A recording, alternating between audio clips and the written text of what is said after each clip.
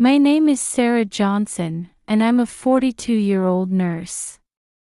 I live in a small house in the suburbs of Columbus, Ohio, with my husband John and our 10-year-old daughter Emily.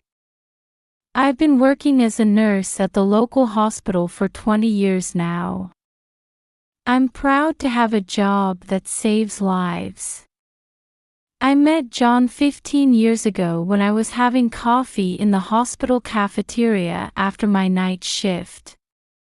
He had just started as the head of the hospital's new IT department.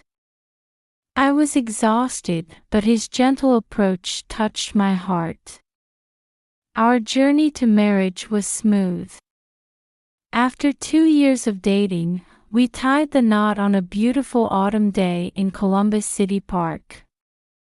I still vividly remember shedding tears of joy, surrounded by family and friends. Emily was born 3 years after we got married. The joy I felt when I first held her in my arms is indescribable. As a nurse, I've seen many newborns, but holding your own child is a completely different experience. Emily was an angel who brought happiness to our lives. Emily's early years were a mix of joy and challenges, as they are for all parents.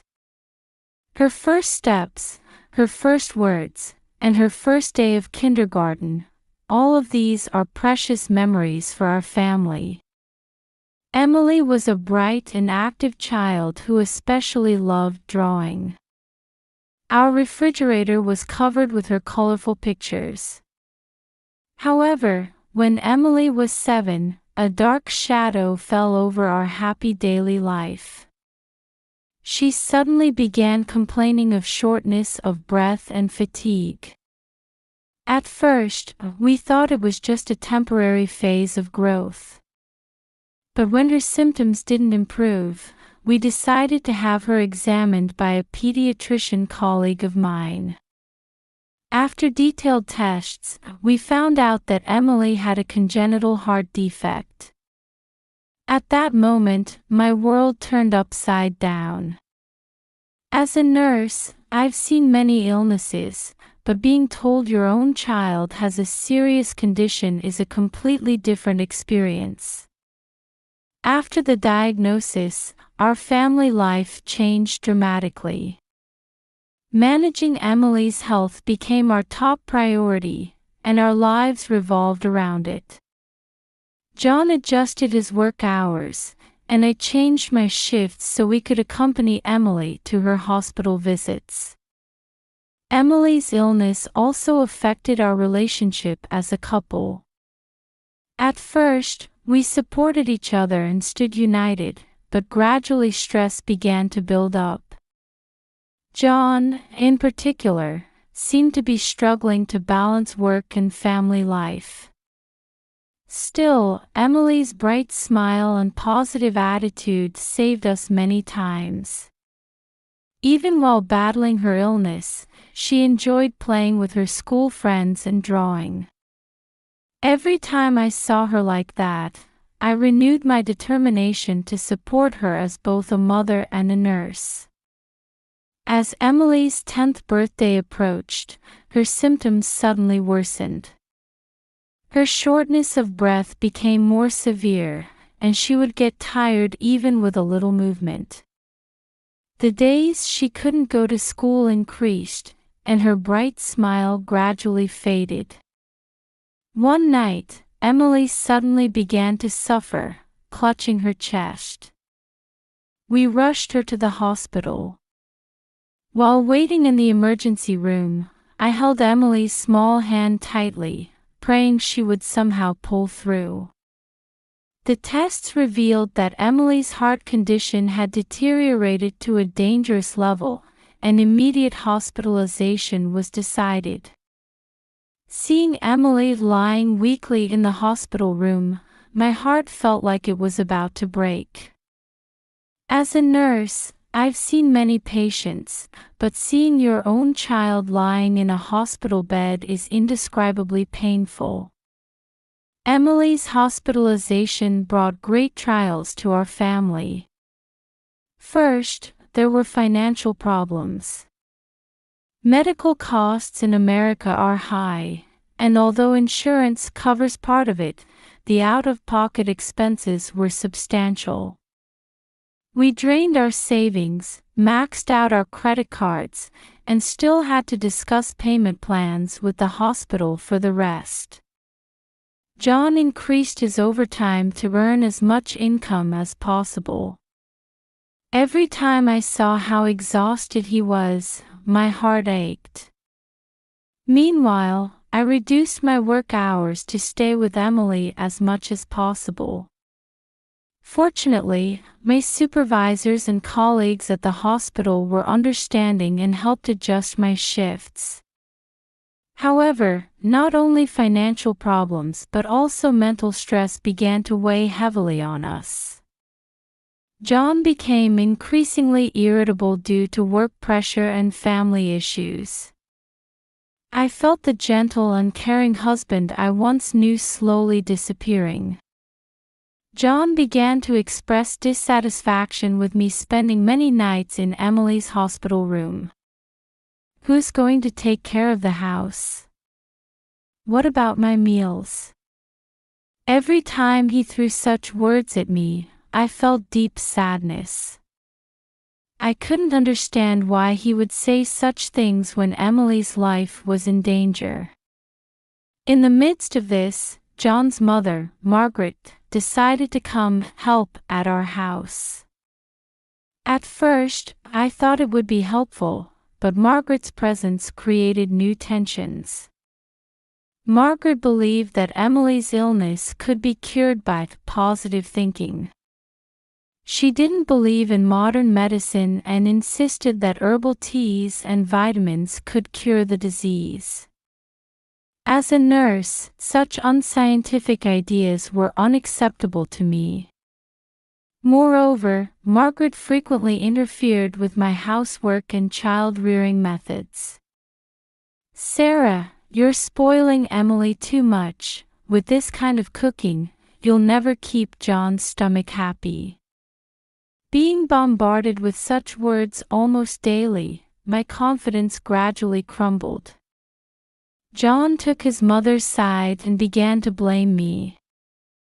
"Listen to Mom more. Mom has a lot of experience, you know."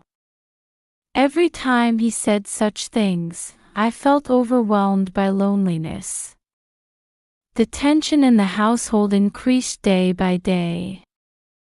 The time I spent in Emily's hospital room felt more peaceful in comparison. But even in the hospital room, Margaret's influence extended. She tried to make Emily drink herbal tea against the doctor's orders and attempted to remove her for. I stopped her many times, but each time I was scolded by John. "Mom is doing what she thinks is best. Why can't you understand that?" In this situation, I was plagued by deep feelings of loneliness and helplessness. Why couldn't the family unite when our beloved daughter's life was at stake? Why weren't my professional knowledge and maternal instincts respected? Such questions gnawed at my heart daily. Still, I told myself I had to be strong for Emily's sake. I had to overcome this ordeal to protect her smile and for her future. However, I had no idea at the time that this journey would be more difficult than I could imagine. About 2 months into Emily's hospital stay, things took a turn for the worst. That day, I was exhausted after my night shift but headed to Emily's room to check on her. When I entered the room, I saw John standing by Emily's bed. "There, Emily. This will make your mind stronger." The moment I sensed something off about John's voice, he began pouring boiling water over Emily's head from the pot he was holding. I screamed and immediately rushed to Emily. "John! What are you doing?" Emily was crying out in pain, her small body shaking. Thanks to my nursing training, I was able to start first aid immediately. I cooled the area where the hot water had fallen with a cold towel and called for help from my fellow nurses. This incident was the moment when something broke decisively within me. How could my loving husband do such a cruel act? While I couldn't understand it rationally, deep down, I felt that this was the result of the stress that had been building up for a long time and his mother's influence. John had been feeling strong pressure at work recently. With his company's restructuring, his department was downsized, and he was anxious about possibly losing his job.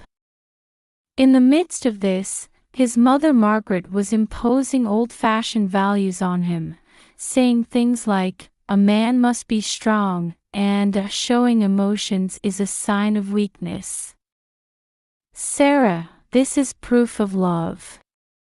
To make Emily strong, we sometimes need to be harsh." John tried to excuse himself, but I no longer had the capacity to accept his words. As a nurse and as a mother, I cannot overlook child abuse.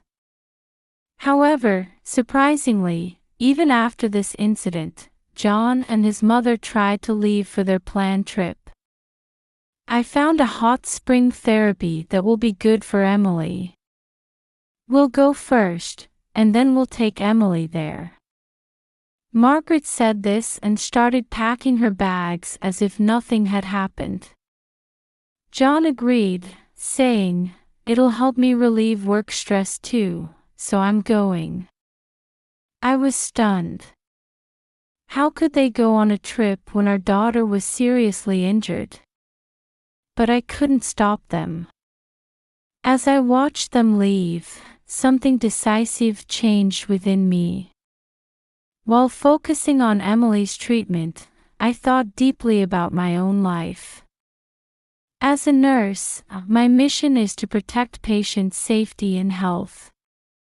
But I felt deep guilt for not being able to protect my beloved daughter. At the same time, I keenly felt how important my knowledge and experience as a professional were in this situation. My nursing skills were very helpful in treating Emily's injuries and providing emotional care. Still, I struggled daily between my emotions as a mother and my coolness as a professional. On the third day after John and his mother left for their trip, I made a momentous decision. I could no longer continue this marriage. If I were to prioritize Emily's safety and health, divorce was an unavoidable option. Before reaching this decision, I spent many sleepless nights. Guilt over breaking my marriage vows, anxiety about being a single mother, worry about Emily's future, various emotions tormented me. However, as I sat by Emily's bedside and watched her sleeping face, my resolve gradually solidified. "Mom, is Dad not coming back?"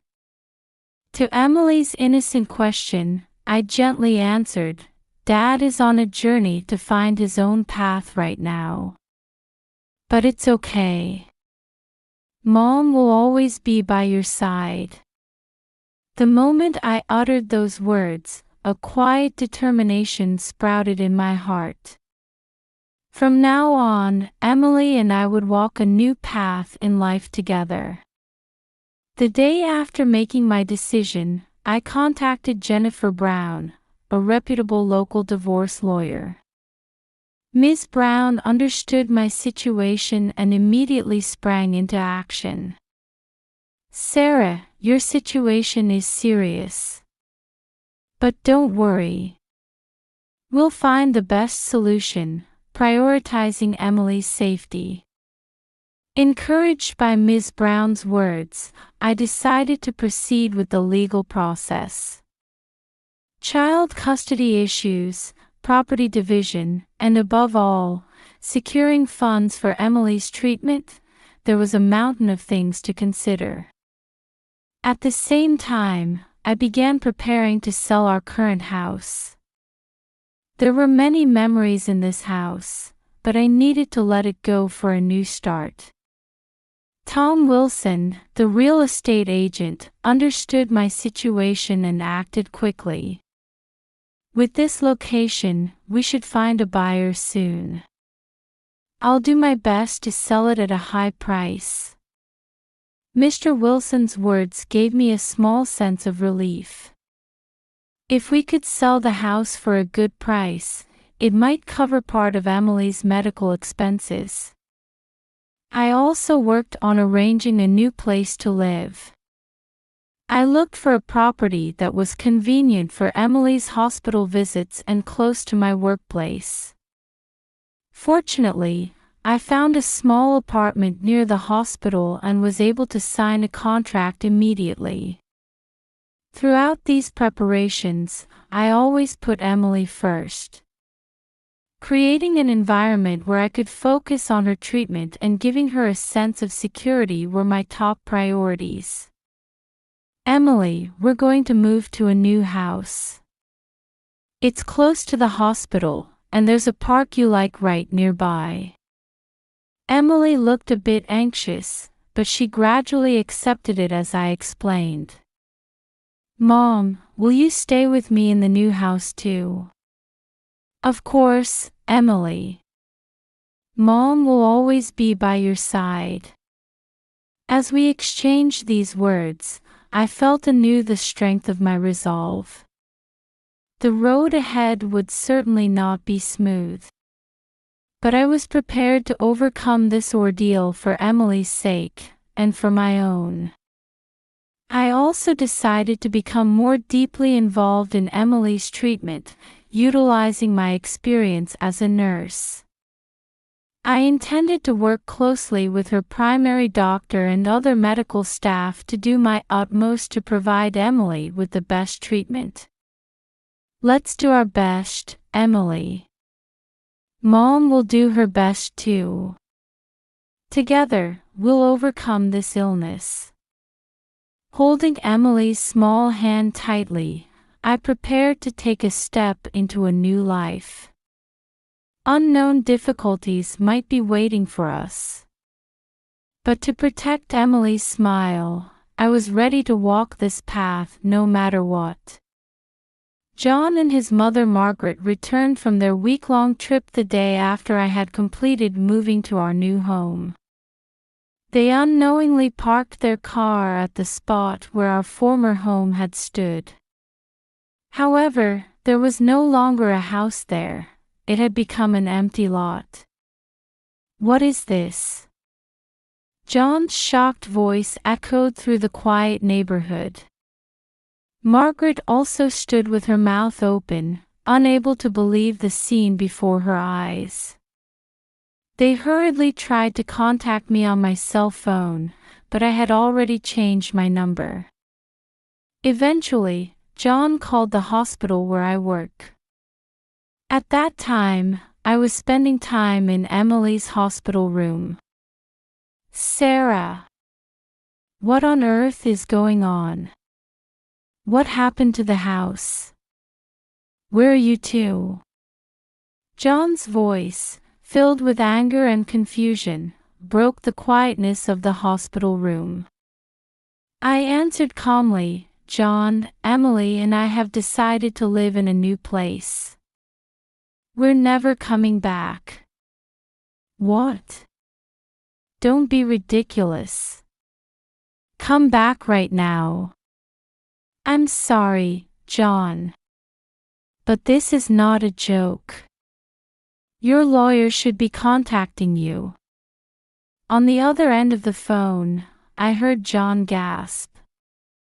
Even over the phone, I could sense his inability to accept the reality. After that, angry phone calls from John and his mother came repeatedly. They criticized my actions and even uttered threatening words. But I was no longer wavering. A few days later, John received the divorce notice. After a long silence, he called with a voice mixed with disappointment and anger. "Sarah, why weren't we a family?" I took a deep breath and answered, "John, our family ended the moment you poured boiling water on Emily. Emily's safety is the most important thing." On the other end of the phone, I could sense John slowly accepting the reality. Finally, he said in a small voice, "I understand. I really did something terrible, didn't I?" Hearing those words, a small sense of relief sprouted within me. At least, John seemed to have begun to understand the gravity of his actions. After this incident, contact from John and his mother gradually decreased. Occasionally, short messages asking about Emily's condition would come. I made sure to secure Emily's safety while being careful not to completely sever her relationship with her father. While prioritizing Emily's recovery, our new life began to take shape little by little. Our new home was a small apartment right near the hospital. On moving day, Emily sat in her wheelchair, looking around the new room with interest. "Mom, is this our new home?" Emily's voice was mixed with anxiety and expectation. "Yes, Emily. This is where our new life begins." I gently hugged her shoulders. The beginning of our new life was by no means easy. Various challenges awaited us, including financial anxiety, responsibility as a single mother, and Emily's treatment. However, every time I saw Emily smile, I was convinced that this decision was correct. Emily's treatment proceeded under her new primary physician, Dr. Anderson. She proposed the latest treatment methods and carefully responded to Emily's condition. "Sarah, we're starting to see signs of Emily's recovery. I'm really amazed by her strength." Dr. Anderson's words filled my chest with joy. Indeed, Emily's condition was gradually improving. The distance she could walk increased, and her appetite returned. We had more opportunities to see her smile. Support from the local community also became a big help for us. The people in the neighborhood warmly welcomed us and helped us in various ways. The Jones couple living next door looked after Emily when I had night shifts. "Sarah, you're a strong woman. If there's anything we can do, just let us know," Mrs. Jones told me. The church community also warmly accepted us. After Sunday Mass, many people approached us and offered words of encouragement. Sometimes they even brought us meals. Balancing work and child rearing was challenging, but thanks to the understanding and cooperation of my hospital colleagues, I managed to make it work. I adjusted night shifts and day shifts to spend as much time as possible with Emily. "Sarah, I'm impressed by your hard work. Take care of your own health too, for Emily's sake." When senior nurse Martha said that to me, I almost burst into tears. Thus, little by little, our new life began to get on track. Emily's smiles increased, and I myself was able to start looking forward and moving ahead. There were many difficulties, but each time we overcame them, our bond grew stronger. Hope for Emily's recovery and for our new life as mother and daughter gradually grew larger. A year has passed since then, and Emily finally reached the day of her discharge from the hospital. Seen off by the hospital staff, Emily walked out of the hospital on her own feet. "Mom, can I go to school?" Emily's eyes were shining with hope. "Yes, of course. Everyone's waiting for you," I answered with a smile. Emily's return to school was a great joy for us. Her classmates warmly welcomed her back, and her teachers were genuinely happy about her return. Small changes also came to my own life. Conversations with Dr. Michael, the new pediatrician at the hospital, gradually became more personal. His kindness and thoughtfulness slowly opened my heart. However, what matters most is that the bond between Emily and me has grown even deeper. The time I spend with her every night has become an irreplaceable treasure for me. "Mom, we're happy, aren't we?" Emily said one night out of the blue. "Yes, we really are," I whispered, hugging her. A future full of new hope was spreading out before us.